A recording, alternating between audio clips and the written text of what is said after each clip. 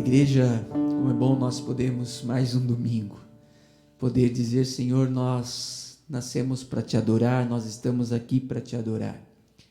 E essa música, ela nos lembra de um texto que eu quero também citar na saudação deste culto, é do momento em que Jesus foi crucificado e quando ele estava a um passo da morte. A Bíblia nos diz que Jesus então cumpre as últimas coisas que deveria cumprir, onde ele toma o vinagre e ele diz: Pai, em tuas mãos eu entrego o meu espírito. E aí então ele morre. E a Bíblia nos diz, e ela traz alguns relatos, e lá no capítulo 27 do Evangelho de Mateus, no versículo 51, diz que naquele momento o véu do santuário rasgou-se em duas partes, de alto a baixo. Nós precisamos talvez entender um pouco como era constituído o templo. E o templo era constituído pelo menos de duas partes. O templo onde as pessoas ficavam, a primeira parte era o santo lugar, e existia um lugar chamado de o Santo dos Santos, que era um local que era dividido por um véu. E a palavra de Deus nos lembra que até aquele momento a presença de Deus era colocada naquele lugar. Deus estava naquele lugar, a sua glória estava naquele lugar. Tanto é que apenas uma pessoa, uma vez por ano, que era o sumo sacerdote, num tempo muito específico de pedido de pecado, de perdão de pecado de todo o povo, podia entrar naquele local. E a Bíblia diz então que quando Jesus morre, aquele véu que separava esses dois espaços, que separava a presença de Deus, a glória de Deus, do povo de Deus, é rasgado de cima a baixo. Significando, portanto, que a presença de Deus, que era algo intangível ao ser humano, que era algo inacessível ao ser humano, a partir daquele momento, ela é derramada sobre a vida daquele que o busca. Portanto, que nesse domingo, nesta manhã, eu e você possamos buscar a Deus com todo o nosso coração, que nós possamos dizer: Senhor, enche o nosso espaço, enche o nosso coração, derrama, Senhor, a Tua glória, a Tua presença sobre nós, de maneira, Senhor, que nós possamos crer em Ti e possamos experimentar na nossa vida. Quero convidar você a fechar seus olhos, tenha o seu tempo de oração, erga a sua voz junto com a sua família neste momento. Talvez você está reunido com a sua família na sua sala, no seu lugar. Talvez você esteja no seu trabalho, ou você está acompanhando sozinho. Tem um espaço de oração neste momento. Se você está com a sua família, da família eu convido para erguer a sua voz em oração e dirigir esse momento de oração.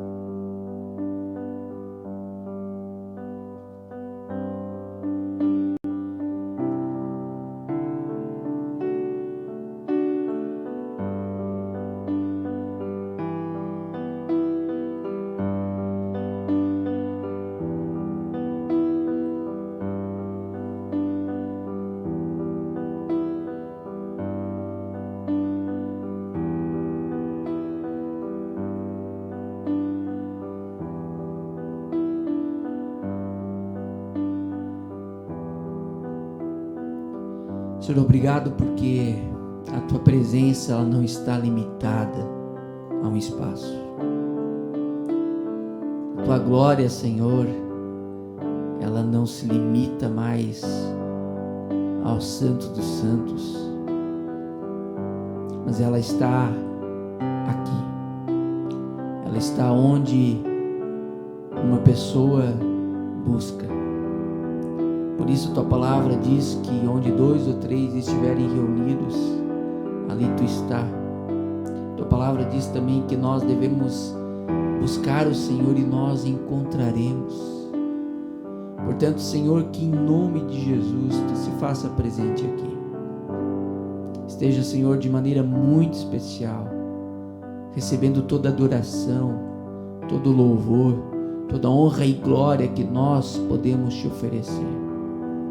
Ao mesmo tempo, Senhor, diante da Tua presença, nós queremos também lhe pedir que Tu possas olhar para nós, que Tu possas ter misericórdia de nós, e que Tu possas, Deus, neste momento também escutar o nosso clamor.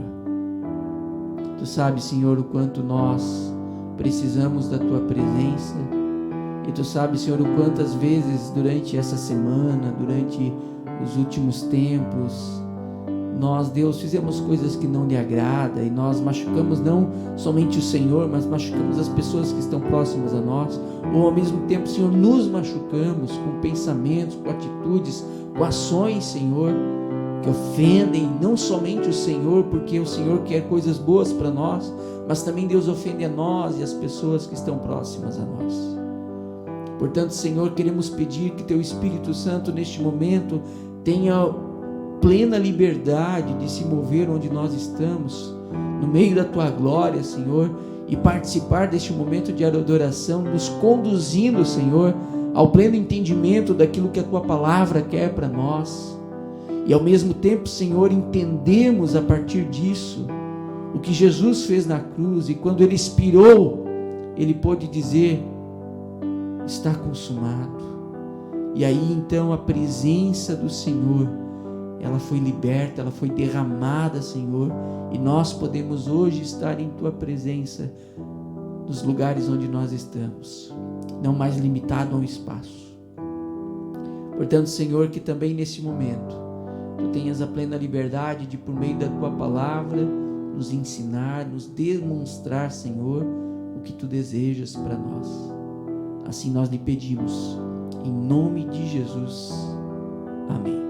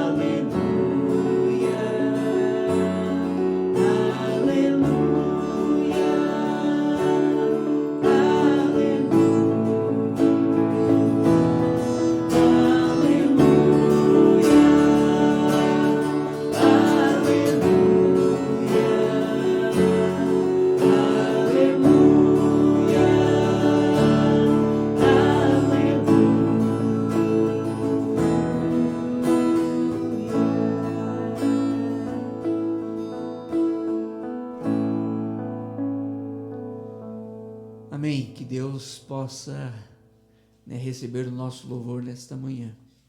E que juntos nós possamos dizer: vem, Senhor Jesus.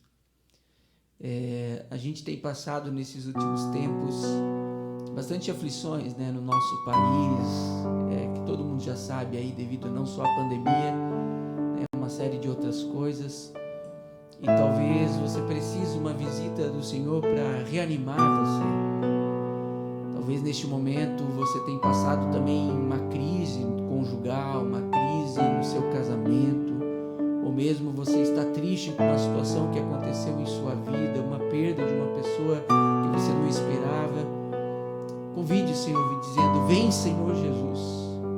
Mas ao mesmo tempo precisamos estar atentos.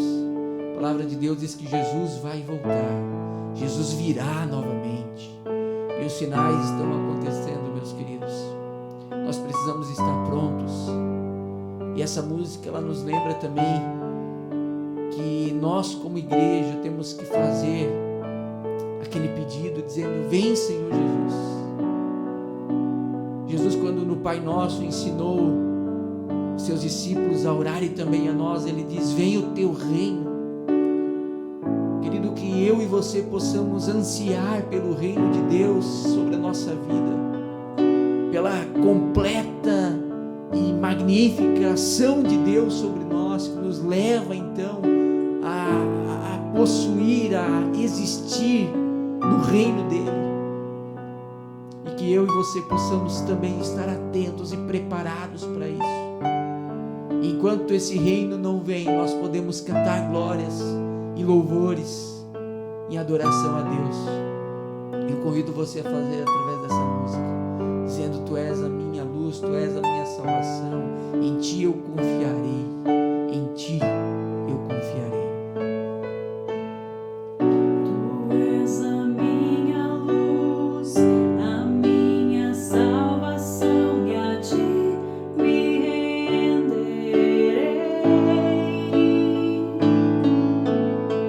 Se ao teu lado estou, seguro em tuas mãos, eu nada temerei.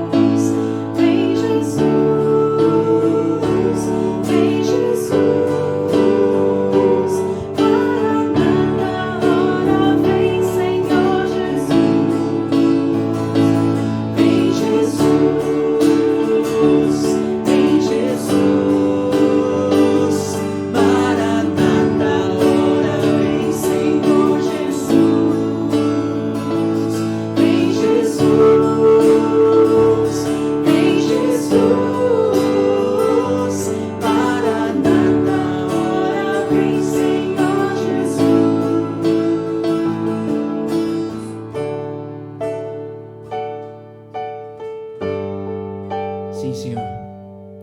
Vem sobre nós com Teu Espírito Santo para iluminar, Senhor, para mostrar, Senhor, o Teu caminho, para mostrar, Senhor, por meio da Tua palavra e revelar sobre nós, Senhor, a Tua vontade todos os dias da nossa vida.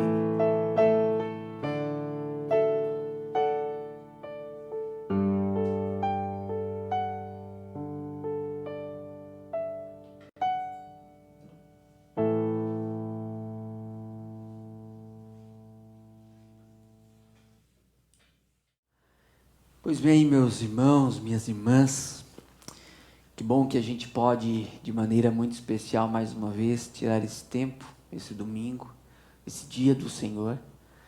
Martim Lutero vai dizer que o dia do Senhor não é porque a gente deixa esse dia santo, ele não é santo porque nós fazemos desse dia santo, mas nós deixamos que esse dia santo seja santificado em nossa vida, que ele seja algo para nós que é importante, que a gente santifica, a gente oferece, a gente consagra esse dia para Deus.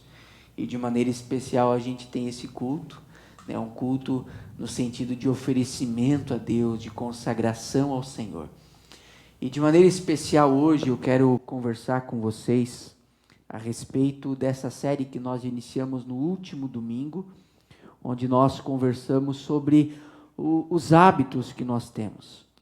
Os hábitos são aquelas ações, aquelas atitudes que nós temos ao longo da nossa vida e que nós vamos reproduzindo, que a gente vai fazendo uso, de maneira que muitas vezes a gente faz no automático. É igual a gente, por exemplo, aprender a dirigir um carro. No início, nós temos que pensar em todas as coisas. No entanto, depois que você ganha a prática, você faz algumas coisas no automático. A mesma coisa acontece quando uma criança está aprendendo a andar, ela desenvolve isso e ela precisa pensar, mas depois que você já tem a prática do andar, você já anda sozinho, você não fica pensando, agora eu vou colocar o pé direito ou o pé esquerdo. Ou seja, são hábitos que nós desenvolvemos e os cientistas vão dizer que hábitos são importantes para nós no sentido de que a gente economiza energia, o nosso cérebro economiza energia a partir do momento que a gente cria hábitos, porque se nós tivéssemos que pensar em todas as situações, em todas as coisas, nós chegaríamos no fim do dia muito exaustos. No entanto, a gente também cria hábitos que a gente coloca, que a gente decide fazer. E o hábito, ele pode ser também um ponto positivo, mas ele pode ser um ponto negativo. Por quê? Porque o hábito, ele nos coloca numa situação que muitas vezes a gente não precisa fazer, a gente não precisa ter esforço. E tem situações da nossa vida que nós temos que sair. A gente tem que, de fato, sair desse hábito que nós criamos. Então, diante dessa pandemia que nós temos vivido, os nossos hábitos foram mudados. E a gente hoje está querendo conversar sobre esses hábitos. E a gente conversou então no último domingo, no último culto, sobre os hábitos. Se você não assistiu, convido você para assistir. Hoje, de maneira especial, eu quero falar da sua vida com Deus. Eu quero falar da sua existência, da sua maneira como você se relaciona com o Senhor, da sua vida de fé. Eu quero falar, portanto, de espiritualidade. E a temática do culto hoje é cuide da espiritualidade nesse período, portanto, de pandemia. E nós precisamos entender uma coisa na nossa vida.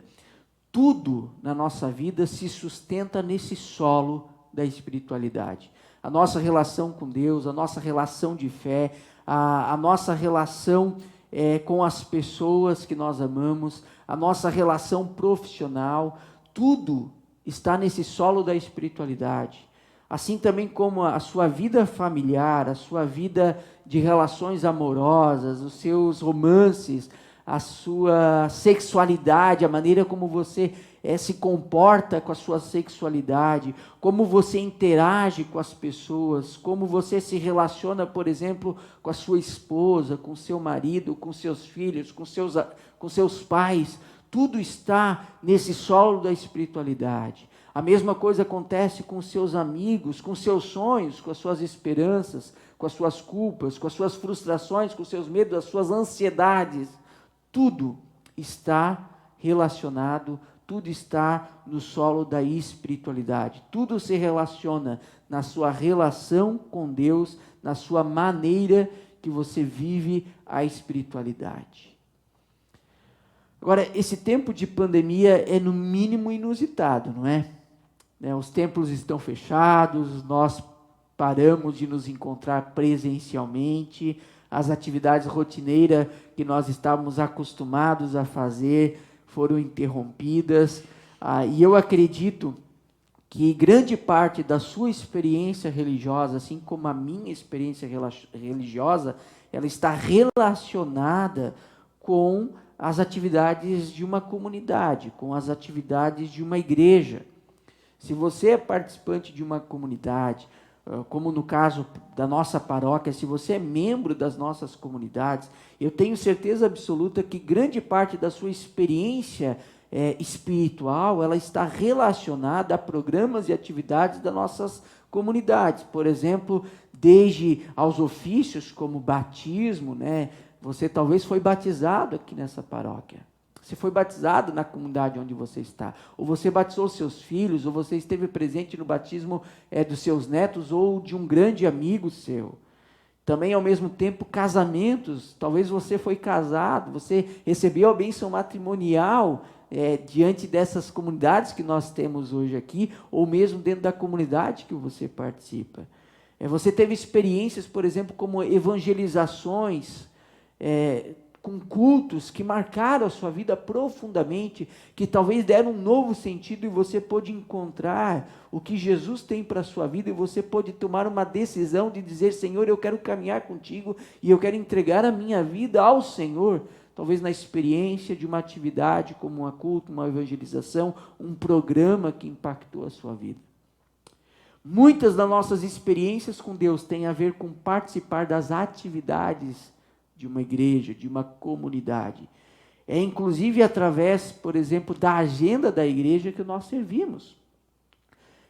Talvez você é líder da nossa paróquia, talvez você já foi e já serviu em algum ministério, você está servindo em algum ministério, e muito da agenda do nosso servir a Deus está relacionado a programas e atividades que nós temos da nossa comunidade. Ao mesmo tempo, nós cultivamos amizades e nós cultivamos, então, a nossa espiritualidade dentro da vida da comunidade. E eu acredito, portanto, então, que a sua experiência religiosa até aqui, ela tem a ver com com a sua comunidade, com a sua igreja. Talvez alguns que estão assistindo esse culto, essa reflexão, não foi assim, mas eu creio que grande parte do nosso público é justamente dessa forma. Agora, a gente tem que entender, e aí a gente entra numa crise, talvez, porque tudo isso foi interrompido. Tudo isso parou. E deixa eu dizer para você, eu creio que justamente por isso, Deus está dando uma oportunidade maravilhosa, uma oportunidade singular de nós ressignificarmos a nossa espiritualidade, de nós darmos um novo sentido à nossa espiritualidade. Portanto, hoje eu quero conversar com você sobre como vivenciar a fé nesse período de pandemia. Claro que quando eu falo sobre espiritualidade nesse período de pandemia, a gente não pode deixar de mencionar o nosso tempo com Deus, através da leitura da palavra de Deus, através da oração e através de algumas disciplinas espirituais. No entanto, hoje eu não quero focar nisso. Eu quero falar sobre algo muito mais profundo do que isso.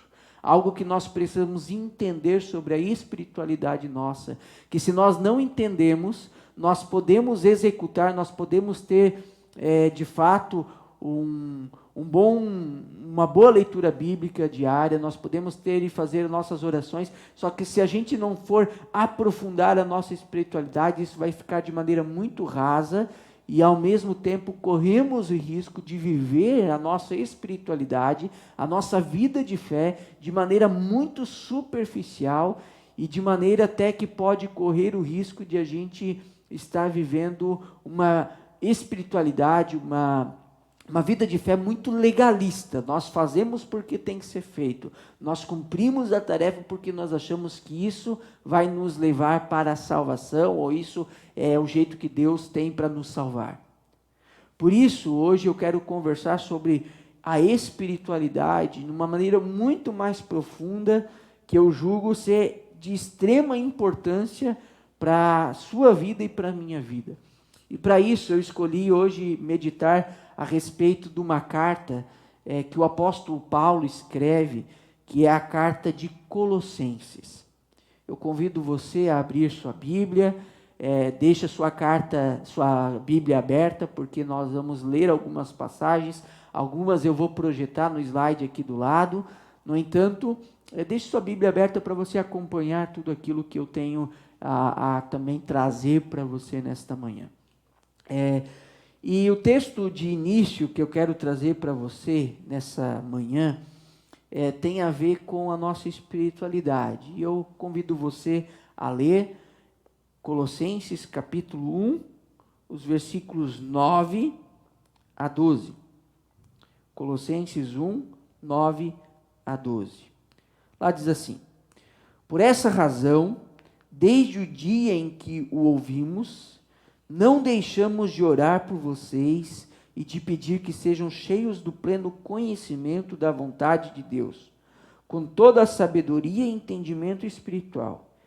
E isso para que vocês vivam de maneira digna do Senhor e em tudo possam agradá-lo, frutificando em toda boa obra, crescendo no conhecimento de Deus e sendo fortalecidos com todo o poder, de acordo com a força da sua glória, para que tenham toda a perseverança e paciência com alegria, dando graças ao Pai, que nos tornou dignos de participar da herança dos santos do seu reino na luz, ou da luz. Se nós formos olhar um pouco, Paulo ele está citando, inclusive, você pode ver alguns versículos anteriores, Paulo estava na presença de um homem chamado Epáfras, que era dessa comunidade. Ele está falando, Epáfras levou a notícia para Paulo sobre a maneira como os colossenses estavam vivendo a fé de maneira muito bonita, de uma maneira muito viva, e ele por isso diz, por essa razão, desde o dia em que o ouvimos, ou seja, ouviram Epáfras. Mas se você notar, parece que Paulo está dizendo que esse conteúdo que nós acabamos de ler é uma oração constante que ele tem para aquela igreja. Porque ele diz, nós não deixamos de orar por vocês e pedir que. E o que ele pede? Ele diz, que sejam cheios do pleno conhecimento da vontade de Deus por toda a sabedoria e entendimento espiritual e assim por diante. Ou seja, ele ora para que aquelas pessoas estejam firmes em Deus, que elas tenham uma experiência de conhecimento da vontade de Deus, uma experiência de conhecimento de maneira que isso possa levar aqueles cristãos a ter um discernimento espiritual, ter uma sabedoria espiritual diante das situações da vida. Ele está falando aqui sobre lucidez, ele está falando aqui sobre um conhecimento de Deus, ele está falando sobre um entendimento para a vida que dá sustento à sua vida de fé. E essa vida tão profunda em Deus, que a gente, a partir desse conhecimento que ele está falando, naturalmente frutifica em boa obra. Ou seja, ele diz ali, frutificando em toda boa obra e crescendo no conhecimento de Deus, sendo fortalecidos no poder de Deus. Ou seja, o que Paulo está dizendo aqui é que o conhecimento, o crescimento espiritual, a sabedoria, esse entendimento espiritual, ela serve na vida do crente, na vida da pessoa que crê naquilo que ele tem como a salvação, que é Cristo Jesus, serve como algo que fortalece a sua vida para todos os momentos, sejam momentos bons na vida ou momentos ruins, porque ele diz ali, para que eles possam ser perseverantes com paciência e com alegria, dando graças a Deus, né, por tudo que eles têm recebido como herança. Ele também ora para que o poder de Deus os fortaleça e dê consistência na vida espiritual. No entanto, para Paulo, a consistência na vida espiritual, ela está arraigada em algumas coisas. Paulo diz que a consistência de uma vida espiritual está no pleno conhecimento da vontade de Deus, com toda a sabedoria e entendimento espiritual. E entendimento espiritual. O que Paulo está dizendo aqui é que a vida de uma pessoa crente, de uma pessoa que crê em Cristo, ela precisa chegar a tal ponto que ela possa estar apta a ter discernimento diante da sua vida, ela possa estar madura diante da sua vida, uma maturidade espiritual, para que ela possa então viver a sua vida com tudo aquilo que Deus quer. É mais ou menos aquilo que ele diz lá em Efésios capítulo 4, se você for lá, ele vai dizer lá que nós devemos crescer na fé, na estatura, na medida de Jesus Cristo, para que nós não sejamos como crianças levadas de um lado para o outro com todo o vento de doutrina, semelhante àquela folha que está sobre o mar e cada onda vai levando aquela folha, ou o vento vai levando para lá e para cá. Paulo está dizendo que existe um conhecimento que nós precisamos atingir de maturidade, uma maturidade espiritual, uma sabedoria espiritual, que não nos leva a viver uma vida de lá para cá, ou sendo levado por qualquer coisa, mas algo que nos deixa centrados, algo que nos deixa sabedores diante de situações da vida que a gente sabe o que fazer. O que Paulo está dizendo aos Colossenses é que a espiritualidade deles deveria estar firmada nesse conhecimento de Deus, e que eles deveriam então saber em quem eles creem, ou mais dizendo, em quem eles creem. Em quem eles creem. Agora, existe uma coisa que está por trás aqui desse livro, dessa carta de Colossenses, que talvez é importante nós entendermos, que é o contexto pela qual foi escrita essa carta. A igreja de Colossenses era uma igreja que estava sobre forte ataque de pessoas que começaram a trazer falsas doutrinas, falsas verdades para aquela igreja.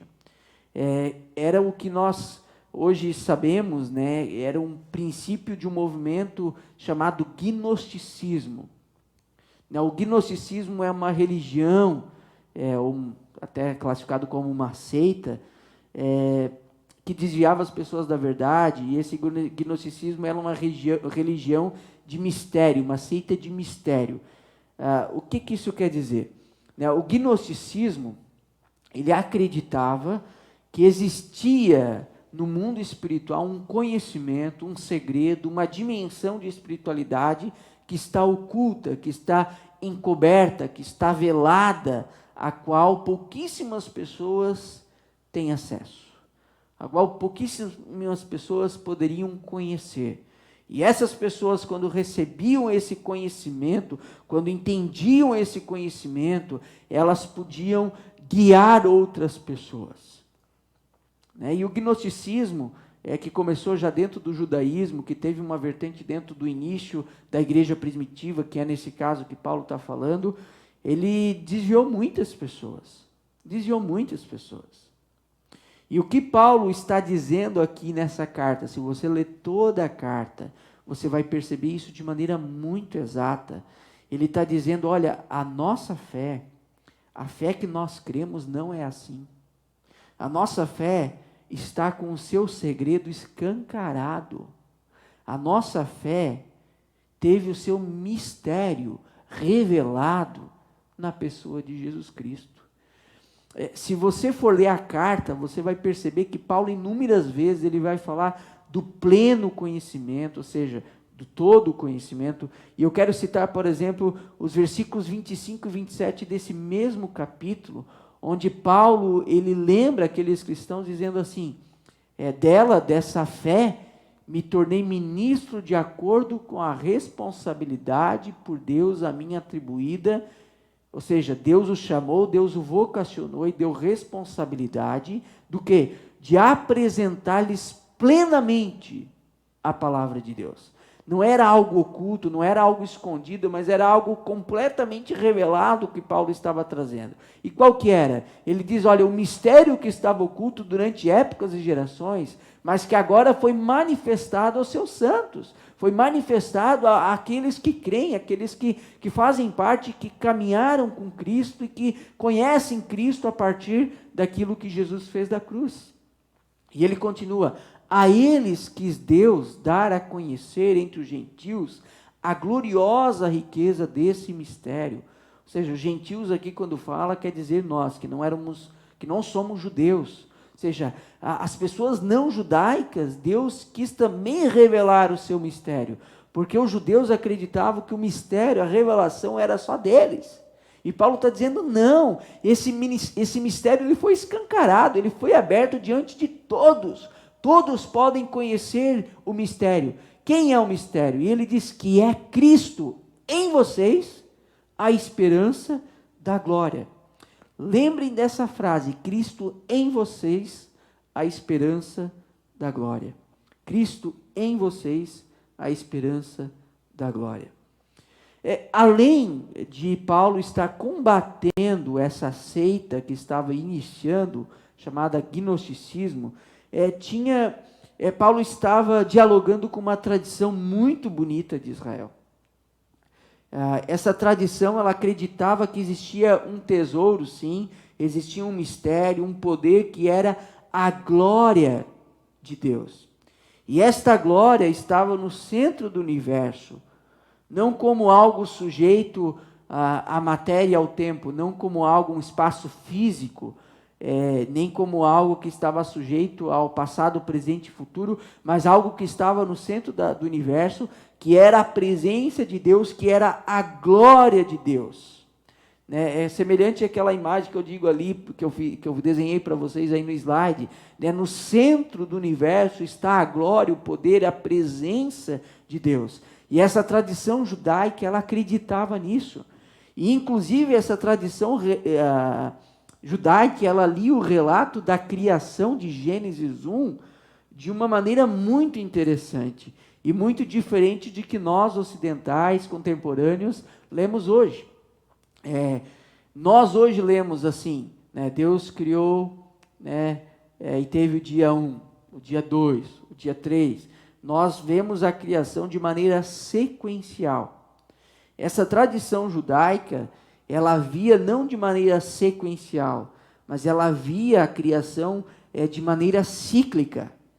Ou seja, quando a Bíblia fala lá em Gênesis 1, no princípio, esse no princípio era o centro da criação. Era onde o Eterno habitava e a sua glória estava ali e, portanto, toda a criação se criou, se tornou ao redor do princípio. Ou seja, os dias são dia 1, dia 2, dia 3, dia 4, dia 5, dia 6 e no 7º descansou. Ou seja, no centro estava, portanto, a presença de Deus, a glória de Deus que conduzia a criação. O poder se originou desse centro, desse local onde era a habitação de Deus. E toda a tradição de fé de Israel era baseada nessa crença.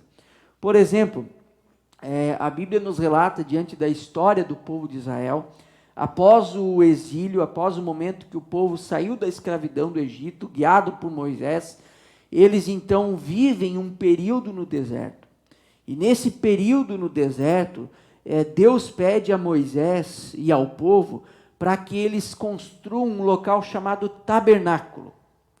E esse tabernáculo era o local onde Deus iria também habitar. E olha que interessante, na imagem que você pode ver aí, o tabernáculo ficava justamente aonde? No centro do acampamento. E exatamente dentro do tabernáculo existia também o santo lugar, que era o lugar onde os sacerdotes, como Moisés e Arão e a sua família, assim como a tribo de Levi, podia entrar. Mas existia também um lugar chamado Santo dos Santos, que era um lugar onde a arca da aliança estava, que era a representação da presença de Deus. E a Bíblia diz que quando Deus vinha se manifestar naquele lugar, a presença de Deus, ela habitava em forma de uma fumaça, a glória de Deus estava ali no Santo dos Santos, de tal forma que ninguém poderia se aproximar. Qualquer pessoa que se aproximasse era consumido imediatamente.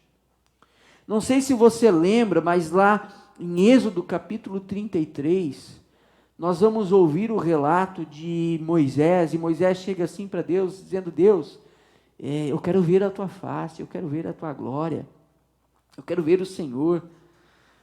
E interessante de que em Êxodo 33, versículo 20, Deus diz assim para ele: você não poderá ver a minha face, porque ninguém poderá ver-me e continuar vivo. Depois então desse período de deserto, o povo então foi para a terra prometida, se constituiu naquela terra. Jerusalém se tornou então o centro da fé do povo de Deus, e chegou num dado momento em que Salomão, um rei, ele constrói então o templo de Deus. E olha que interessante, mais uma vez, você vai perceber que também aí tem um desenho do templo. Existia o pátio do templo, existia o templo, e dentro do templo também existia um lugar chamado Santo dos Santos. Ou seja, da mesma maneira, ou seja, a presença de Deus estava no centro, E da mesma maneira, apenas uma pessoa, uma vez por ano, que era o sumo sacerdote, podia entrar na presença de Deus, no Santo dos Santos. Porque qualquer outro momento, ou qualquer outra pessoa que entrasse nessa presença de Deus era consumido. E aí nós precisamos entender o porquê. A Bíblia nos conta que Deus é santo. Em Deus não existe maldade, em Deus não existe nada de mal. E a Bíblia nos relata também, e você vai perceber isso também na sua vida, de que a partir do momento em que o ser humano se desconecta do Criador, quando Adão e Eva, eles desobedecem o Criador, e nós nascemos, portanto, no nosso DNA com essa maldade. Ou seja, é aquele princípio de luz, onde existe luz, onde existe a bondade, não tem como juntar isso. Ou seja, onde Deus está, a presença de Deus estava, não tinha como a maldade, não tinha como o pecado habitar. Então, quando o ser humano tentasse qualquer contato com Deus, na sua presença, na sua glória, ele era imediatamente consumido. Também lembro daquele momento, de que Isaías, no capítulo 6, quando ele foi chamado por Deus, e a Bíblia nos relata de quando Deus chega então para chamar, para vocacionar o profeta Isaías, o local onde o profeta estava foi tomado por uma fumaça, pela glória de Deus. E você pode ver lá no capítulo 6, se você ter curiosidade de ler, convido você a fazer, ele diz: ai de mim, estou perdido. Por quê? Porque Isaías sabia que a presença de Deus iria consumi-lo. Ele pensou: estou morto, estou perdido. Deus não consome ele naquele momento, Mas essa era a experiência que o povo de Israel tinha com a presença de Deus. E essa experiência da glória que estava guardada no Santo dos Santos, no núcleo da criação, no princípio. O evangelista João, em seu evangelho, no capítulo 1, diz: no princípio era aquele que é a palavra. Ele estava com Deus e era Deus. Ele estava com Deus no princípio. Todas as coisas foram feitas por intermédio dele. Sem ele, nada do que existe teria sido feito. Aquele que a palavra tornou-se carne e viveu entre nós. Vimos a sua glória, a glória como do unigênito vindo do Pai, cheio de graça e de verdade. O que João está descrevendo aqui é que esse princípio, esse centro, o poder de Deus, a presença de Deus, a glória de Deus, que era também a palavra, que ele estava com Deus, e todas as coisas foram criadas por intermédio do princípio. Esse princípio se fez carne. E João chega dizendo, inclusive, nós vimos a sua glória. Na carta de João, não no Evangelho, mas na carta, ele vai dizer que nós vimos, mas nós não só vimos, nós também podemos tocá-lo, nós podemos apalpar, nós podemos conversar com ele. Ou seja, Jesus Cristo é a encarnação da glória e do poder de Deus. É a encarnação. E aí, então, também vem o apóstolo Paulo, na sua carta aos Colossenses, e eu convido então você a abrir a sua Bíblia, não vai ter projetado agora, então convido você a abrir a sua Bíblia, e depois que você ouviu tudo isso que eu falei sobre o gnosticismo e sobre essa tradição judaica, eu convido você a ler Colossenses capítulo 1, os versículos 15 a 23, que é um hino, que é algo que o apóstolo Paulo, eu acho que muito inspirado pelo Espírito Santo, de maneira muito linda, de maneira muito sábia, ele coloca aqui nessa carta. E ele diz assim: ele é a imagem do Deus invisível, o primogênito sobre toda a criação, pois nele foram criadas todas as coisas nos céus e na terra, as visíveis e as invisíveis, sejam tronos ou soberanias, poderes ou autoridades. Todas as coisas foram criadas por ele e para ele. Ele é antes de todas as coisas, e nele tudo subsiste. Ele é a cabeça do corpo, que é a igreja, é o princípio e o primogênito dentre os mortos, para quem tudo tem a supremacia.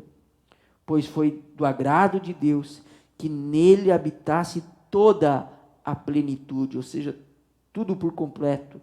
Pois foi do agrado de Deus que nele habitasse toda a plenitude e por meio dele reconciliasse consigo todas as coisas, tanto as que estão na terra quanto as que estão nos céus, estabelecendo a paz pelo seu sangue derramado na cruz. Antes vocês estavam separados de Deus e na mente de vocês eram inimigos por causa do mau procedimento de vocês. Mas agora ele os reconciliou pelo corpo físico de Cristo, mediante a morte, para apresentá-los diante dele, santos, inculpáveis e livres de qualquer acusação. Paulo, como eu disse, ele estava então na cabeça dessa tradição, ele estava na cabeça pensando nessa tradição da supremacia, ele estava nessa tradição onde ele lembrava o princípio, o poder de Deus que estava no centro. João vai dizer que esse poder, essa glória de Deus, ela se manifesta, ela é feita carne em Jesus Cristo. E Paulo vai lembrar disso também, de que todas as coisas foram criadas por intermédio dele, e mais do que isso, ele vai dizer que por ele, nós, pecadores, nós que não tínhamos acesso à presença do Pai, nós que não tínhamos como chegar diante de Deus, ele diz, nós agora temos livre acesso. Antes, diz ele no versículo 21, vocês estavam separados de Deus, eram inimigos por causa do mal. Ou seja, nós não tínhamos como chegar na presença de Deus porque nós éramos consumidos, porque nós somos pecadores, porque nós somos maus, porque o mal existe em nós. Mas agora, ele os reconciliou pelo seu corpo, mediante a morte, para apresentá-los diante dele, santos, inculpáveis, livres de qualquer acusação. Meu irmão, o que Paulo está dizendo aqui é que pela morte de Cristo na cruz, quando Ele pagou pelo preço do nosso pecado, quando Ele levou sobre si a consequência da nossa culpa, a partir daquilo que Ele fez, nós vamos ter livre acesso à presença de Deus. Livre acesso. Por isso, eu quero lembrar o versículo do início deste culto, lá em Mateus 27, 51, onde quando Cristo morre na cruz, a Bíblia nos relata que o local que separava o santo lugar, onde as pessoas podiam habitar, onde podiam passar, onde podiam ficar, e o santo dos santos, que era o local da presença de Deus, onde era inacessível ao ser humano, o local foi rasgado, a separação que existia foi rasgada ao meio, de modo que nós podemos ter livre acesso à presença de Deus.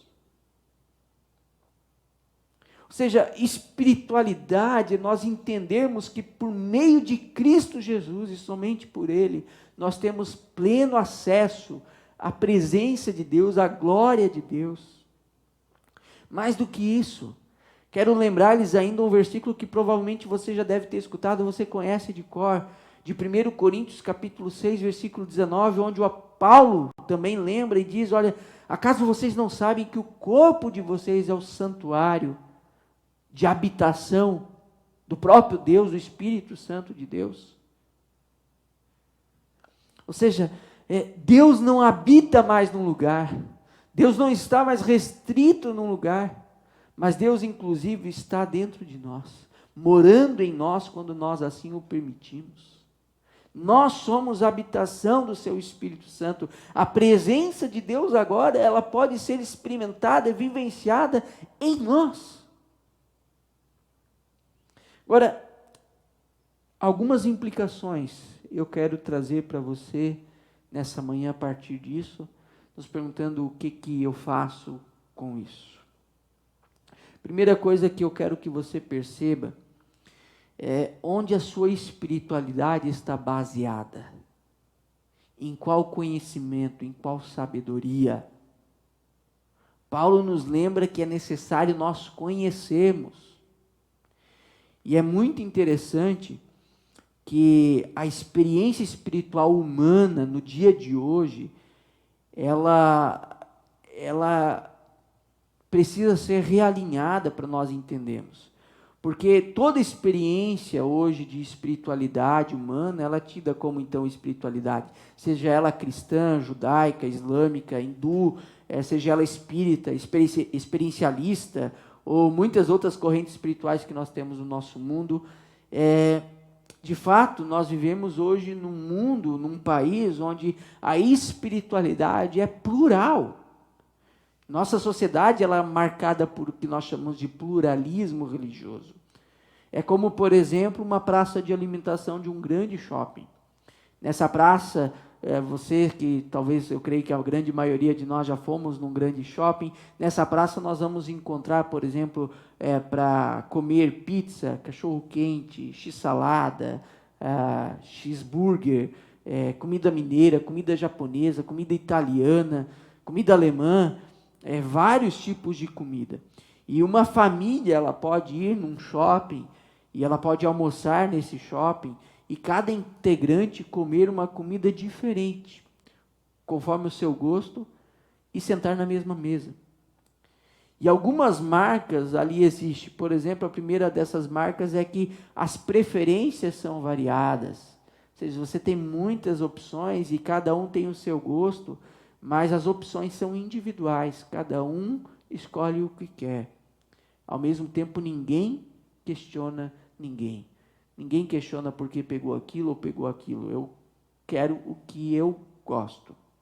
Agora imagine que num desses momentos, um restaurante daqueles se levante e se declare como a única, melhor, mais saudável, ideal, suficiente comida para o mundo. Isso soaria como uma arrogância para os demais restaurantes, onde já se viu a única loja, o único restaurante a chamar para si a responsabilidade e o direito de possuir a melhor comida. Ao mesmo tempo, as pessoas iam dizer isso é uma falta de respeito. Não quero com isso menosprezar você que crê diferente de mim, e nem por isso eu quero dizer que é uma falta de respeito que eu estou fazendo, mas assim acontece no aspecto espiritual da nossa sociedade atual.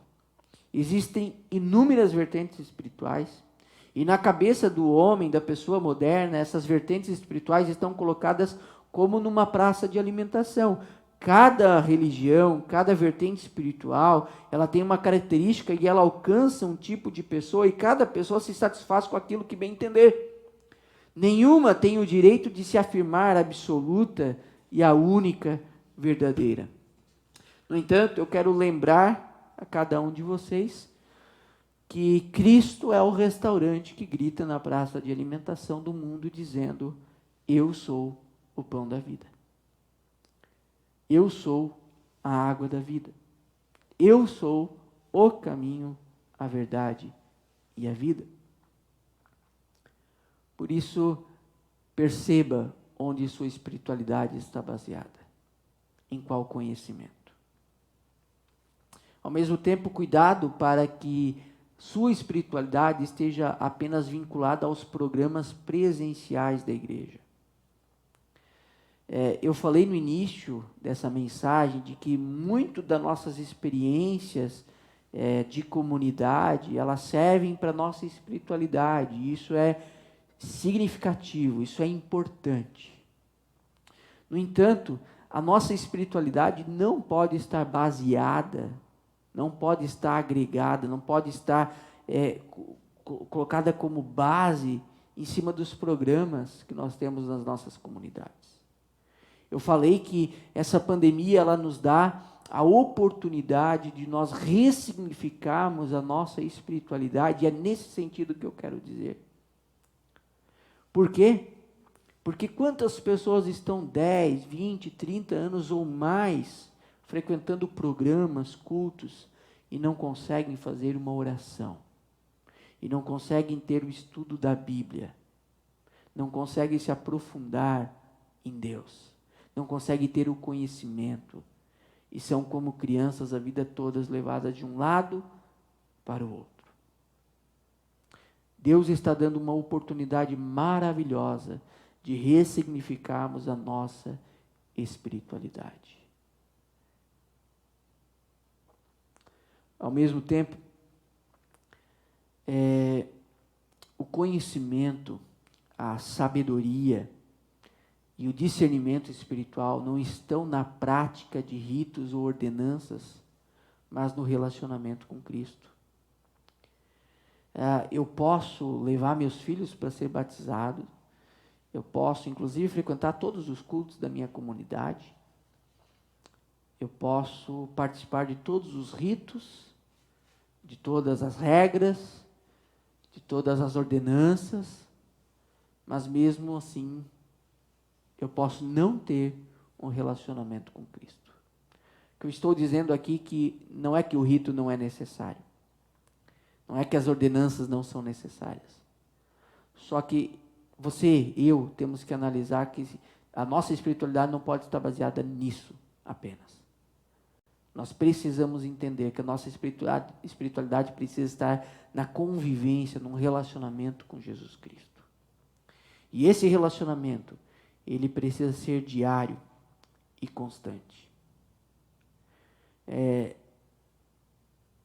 como se Jesus estivesse em pessoa ao seu lado, e Ele fosse com você em todos os lugares, e estivesse com você em todas as situações da sua vida.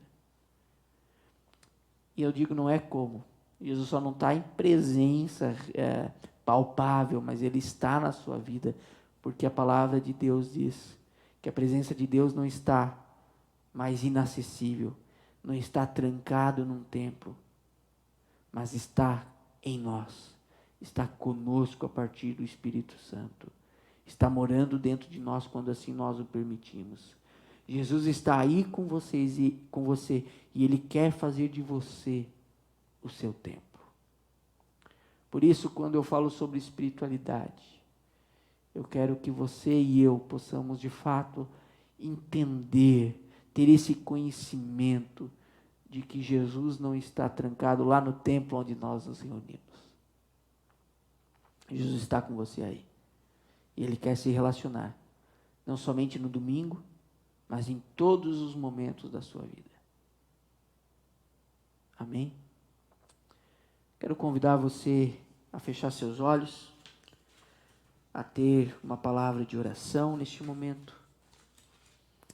Senhor nosso Deus, obrigado porque o conhecimento, a sabedoria, ela não está, Senhor, limitada, trancada. Ela não está, Senhor, oculta. Mas que a partir de Cristo, nós podemos ter livre acesso e conhecer esse presente que Tu tem para nós. Ao mesmo tempo, Senhor, entender que era isso que Tu desejava desde a criação. Um relacionamento conosco diário, presente, 24 horas por dia. Por isso, Senhor, que a nossa espiritualidade, ela possa ser baseada nesse relacionamento. Não, Senhor, em programas, não, Senhor, em atividades. Eu creio, Senhor, que programas e atividades são importantes, porque de fato é ali, Senhor, que nós aprendemos a Te servir. Mas, Senhor, nesse período de pandemia, eu creio, Senhor, que Tu nos dá essa oportunidade de ressignificarmos, sim, a nossa espiritualidade. E de admitirmos que muitas vezes, Senhor, a nossa experiência espiritual, ela se limitou muitas vezes, Senhor, a programas. Senhor, perdoa por isso. Perdoa, Senhor, porque nós não conhecemos, Senhor, porque nós não entendemos de fato o que Tu queres para nós e nós não entendemos o que Jesus fez na cruz ainda, Senhor. Perdoa-nos, Deus, por isso. Perdoa-nos quando nós, mesmo sabendo disso, Senhor, nos limitamos, Senhor, a Te encontrar, a Te conhecer, a ouvir a Tua voz em programas das nossas comunidades. Deus, que esse período de pandemia seja, de fato, Senhor, uma busca pelo Senhor, tanto ou mais, Senhor, do que o momento que a gente se reunia nas nossas comunidades. Porque, Deus, podemos estar num momento parados, Senhor, pausados com os programas das nossas comunidades. Mas, Senhor, a Tua presença, ela está ativa em nossa vida e nós podemos nos relacionar contigo de maneira normal, de maneira talvez muito mais profunda do que nós nos relacionávamos antes. Por isso, Senhor, dá esse entendimento a nós e que nós possamos lhe buscar. E por isso, Senhor, que através dessa mensagem, Teu Espírito Santo possa, Senhor, nutrir a nossa fé e nós possamos, Senhor, buscar o Senhor com toda a nossa força, com tudo que nós somos e possamos, Senhor, exercer, vivenciar a espiritualidade no dia a dia. Assim, portanto, nós lhe pedimos no nome de Jesus. Amém.